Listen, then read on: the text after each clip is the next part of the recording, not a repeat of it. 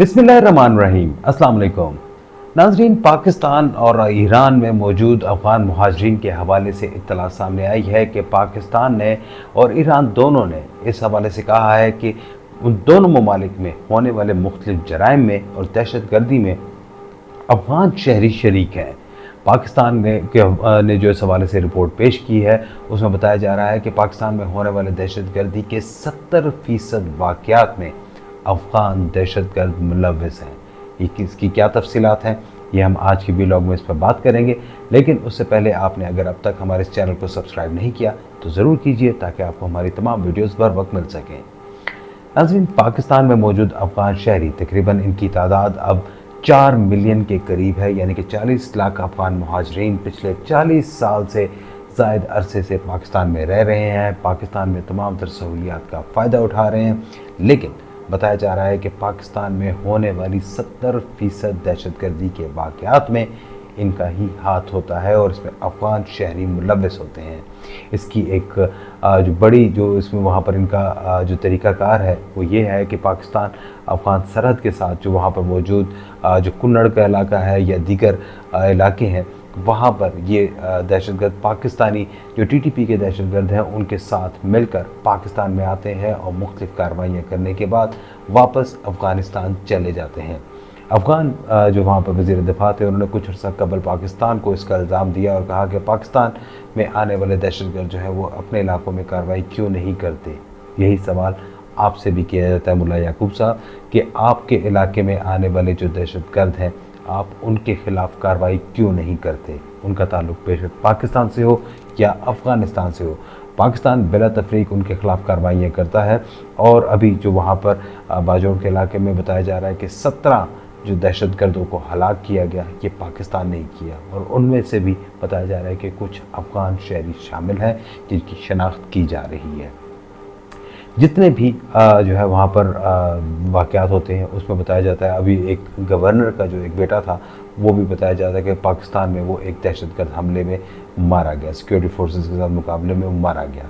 इसी तरह माजी में भी जो दहशतगर्दी की कार्रवाइयाँ हैं उनमें ज़्यादातर अफ़गान शहरी ही शामिल हुए नज़र आते हैं।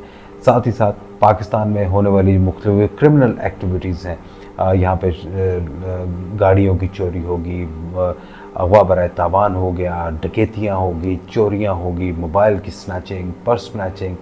कराची में जो मुख्तलिफ़ वारदातें होती हैं उसमें बताया जाता है कि इसमें अफ़गान गिरोह शामिल होते हैं। लाहौर में देखा जाए उसमें अफ़गान गिरोह शामिल होते हैं। इस्लामाबाद, रावलपिंडी तो बहुत ही ज़्यादा कॉमन है। कुछ अर्सा पहले यहाँ पर बाकायदा जो अगवा बराए तावान शुरू हुआ जिसमें वो डॉलर्स में जो वहाँ पर पेमेंटें वसूल करते थे।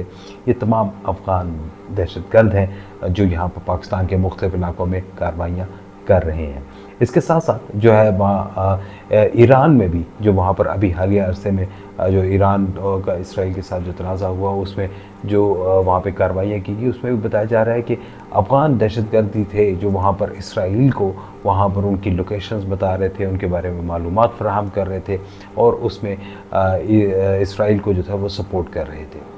इससे अंदाज़ा लगाया जा सकता है कि किस तरह से पाकिस्तान को बदनाम करने के लिए पूरी दुनिया में वहाँ पर सिर्फ जो पाकिस्तान अपने मोहसिनों को जो है वहाँ पर उनको नुकसान पहुँचाने के लिए कि किस हद तक जा रहे हैं। इसका एक मामूली सा एक वाक़या मैं आपको बताता चलूँ। अभी चकवाल में हमारे कुछ दोस्त हैं तो उन्होंने वहाँ पर बताया कि जी जब यहाँ पर पुलिस ने ज़्यादा सख्ती की तो उनको यहाँ से निकालने का हुक्म दिया गया और कहा गया कि जी यहाँ से अफ़गानियों को निकाला जाए। अब वहाँ पर वो निकल के जा रहे थे, यहाँ पर 20, 25, 30 साल तक वो यहाँ पे रहे। अभी चकवाल के इलाके पंजाब में वहाँ पर उनका क्या काम बनता है, आपके KPK में कैंप्स थे, आप वहाँ जाके रहते, लेकिन उन्होंने कहा कि जी वहाँ पर वो रह रहे थे, रहने दिया, पाकिस्तान ने कोई उनको तंग नहीं किया। अब जब उनके यहाँ से जाने का वक्त आया उनको इत्तला दी गई कि जी आप यहाँ से चले जाएँ, बसूरत दीगर आपको यहाँ से डिपोर्ट किया जाएगा, जो आपके पास दस्तावेज़ हैं उनको तस्लीम नहीं किया जा रहा, पाकिस्तानी कानून के मुताबिक आप जा सकते हैं।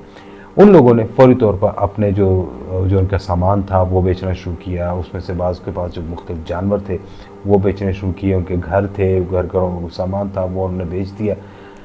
अब इन लोगों को ये इतने एहसान फरामोश और इतने मोहसिन कशा लोग हैं कि इन्होंने क्या किया कि वहाँ पे महंगे जानवर 5-4-5 लाख रुपए का इनके जो जानवर थे वो वहाँ के मुकामी लोगों ने कहा कि यार ये वापस जा रहे हैं, चलो इनका नुकसान ना हो, इनको नकद अदायगी करते हैं और इसे जानवर ख़रीद लेते हैं। जो भावता हुआ वो वहाँ पर उसके बाद उन्होंने वो जानवरों से ख़रीद लिए। इन लोगों ने वहाँ पर उसको उसके चारे के साथ जो था वहाँ पर उसको कांच पीस कर जो था उन जानवरों को खिला दिया। और उससे जब से पाकिस्तानी जितने भी लोग थे उनसे रकूम ली, लेके यहाँ से रवाना हो गए।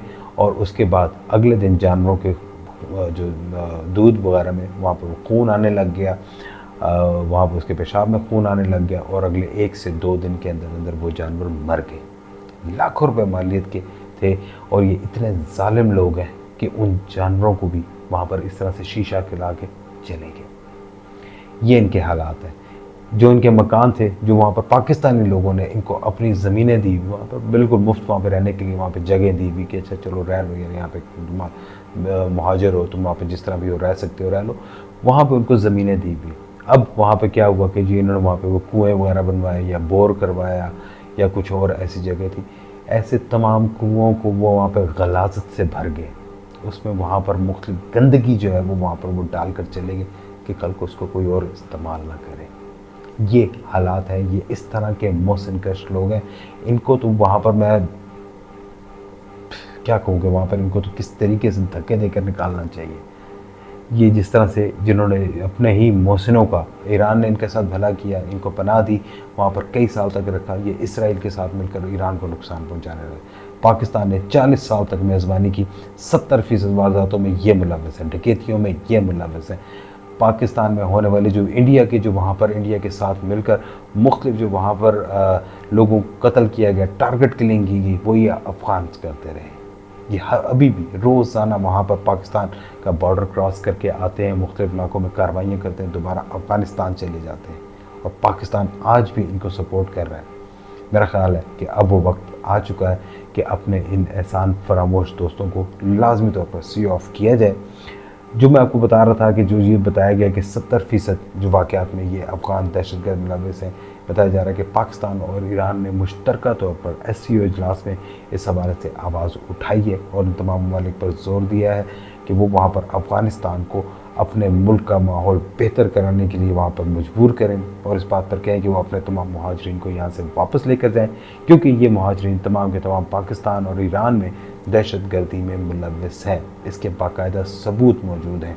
लेकिन अफ़गान जो है वहाँ पर ये इनकी मोहसिन कशी का और इनकी पाकिस्तान दुश्मनी का अंदाज़ा सिर्फ आप एक क्रिकेट मैच देख लें, उधर से ही आप इसका अंदाज़ा लगा सकते हैं कि दुबई में वहाँ पे कहीं मैच हो रहा हो और इनके जो वहाँ पर जो इनकी हरकत होती हैं, जिस तरीके से ये बदतमीज़ी करते हैं। वहाँ पर शारजा में मैच हुआ, ये मैच हारे और उसके बाद इन्होंने वहाँ पर पाकिस्तानी शहरियों के ऊपर हमला किया, जिसके बाद वहाँ पर से दर्जनों अफराद को वहाँ पर दुबई पुलिस ने वहाँ पर अरेस्ट किया इनको और उनको उठा के वहाँ से डिपोर्ट किया।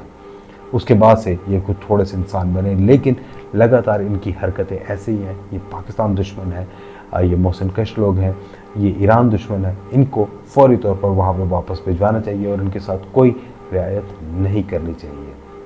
हमारे साथ रहने का बहुत शुक्रिया। अल्लाह हाफ़िज़।